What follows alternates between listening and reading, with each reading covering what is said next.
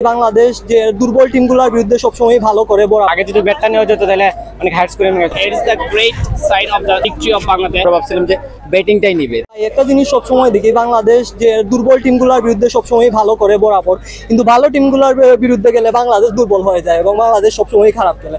এই যে এরকম যদি প্রত্যেক দিন খেলতে পারতো, আজকে বাংলাদেশ কই থাকতো? আজকে বাংলাদেশ টপ টিমগুলোর মধ্যে থাকতো, কিন্তু এখন বলা যায় বাংলাদেশগুলো টপ টিমগুলোর মধ্যেই নেই।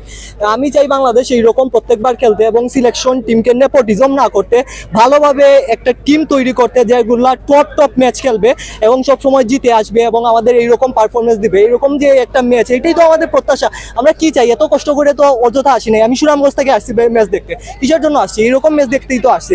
কিন্তু ম্যাচটা নেদারল্যান্ডের কাছ থেকে একটু আমি আরেকটু আশা করছিলাম যে একটু ভালো স্কোরিং ম্যাচ হবে। একটু মানে লো স্কোরিং ম্যাচ হয়েছে, যে একটু আগে যদি ব্যাটটা নেওয়া যেত তাহলে অনেক হার্ড স্কোরিং ম্যাচ হতো। সিলেটের পিচটা অনেক ভালো। বলতে গেলে খেলার যে ওভারঅল পারফরমেন্স সেটা ভালো ছিল।